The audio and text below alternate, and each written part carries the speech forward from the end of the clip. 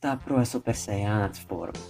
Toliko se u početku pričalo o njoj, makar je Vegeta ubijao sa pričom da je on Super Saiyanac, ali kada se Goku po prvi put transformisao, to je bio nevjerovatan prizor, ali šta bi se desilo da je Goku ranije otključao tu formu? Hajde da vidimo.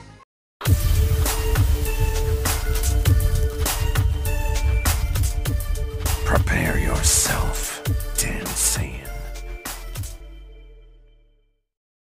Inače, na YouTube-u imate fan mangu ili nekog youtubera stranog da je snimio nešto slično na ovu temu, nisam siguran, ali ja sam na osnovu svega napravio svoju verziju priče, pa hajde da nas. Dakle, svi znamo kako je Goku postao Super Saiyanac. Krillin plus Frieza jednako Goku Super Saiyanac, zar ne? Ali, ko je gledao prvi serijal Dragon Balla, znate da je Krillin još tada umro i da je još tada bio veoma bijesan, to jeste Goku. Zašto onda tada nije postao Super Saiyanac? Pa Akira Toriyama tada nije imao na umu da će njegova manga postati ovoliko popularna, tako da mu Saiyanci nisu bili na kraju pameti. Pa smo to sve tek saznali u Z serijalu. Ali hajde da kažemo da je Toriyama zapravo mislio na to i da se Goku transformisao u Super Saiyanca.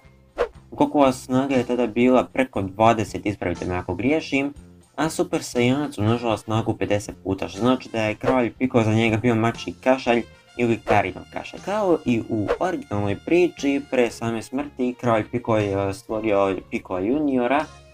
Nakon toga Goku pada u nesvijest zbog tolike snage na koju se još nije privikao. Kami je odnio Gokua kod sebe da trenira i da mu pomogne da usavrši tu moć, te je ostalima rekao da će se sresti na sljedećem turniru. I kao u originalnoj priči, Goku se poborio protiv Piccolo juniora, s tim što je put jako lako pobjedio jer je imao Super Saiyanac formu. Ili kako su je tada zvali zlatna forma, jer i dalje nisu znali da je Goku Super Saiyanac. Goku je pustio Piccolo juniora da živi iz razloga što bi Kami umro kada bi ga ubio, a i svakako želi da se bori protiv njega ponovo jednog dana. Ostatak priče je manje više isti sve do Raditz sage. Kao u originalnoj priči, Raditz dolazi na zemlju i farmer sa puškom ga ubija, počinje da traži Gokua. Naravno, ponovo je naletio na Piccola, ali njegov čitač je pronašao Gokua te istog momenta krenuo ka njemu. Kada je stigao, mislim da već znate šta se desilo, pričao je o Saiyancima, bla bla. Tada se Goku uplaši jer je mislio da i Raditz ima zlatnu formu, jer je već mnogo jači od njega. Raditz je tražio od Gokua istu stvar kao u originalnoj priči i naravno Goku je odbio. Te je Raditz uzeo malog Gohana kao taoca. Tada se Goku transformisao i udario Raditza i vratio Gohana nazad i rekao mu da se nije usudio da povredi njegovog sina. Raditz je u šoku gledao Gokua i govorio da ne može da vjeruje kolika mu je snaga. Raditzov čitač je eksplodirao od Gokuve snage te je Raditz rekao: To je moj mlađi brat. Sada sam siguran da bi nam bio od velike pomoći. Postao si Super Saiyanac, koji se pojavljuje svakih 1000 godina. Goku se vratio u normalno stanje i rekao: Čekaj, šta je tu Super Saiyanac? Zar i ti ne možeš da se transformišeš?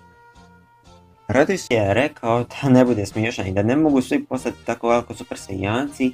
Također mu ponovo govori da krene sa njim i da zajedno vladaju svemirom i da im čak Frieza neće moći ništa. Goku ponovo govori da ga ne interesuje i da se vrati odakle je i došao ili će snositi posljedice. Raditz se znajući da nema šanse protiv svog brata, uzima svoj svemirski brod i odlazi sa planete. Ovdje ćemo završiti ovaj video. Šta mi mislite u daljem nastavku priče i gdje je Raditz otišao?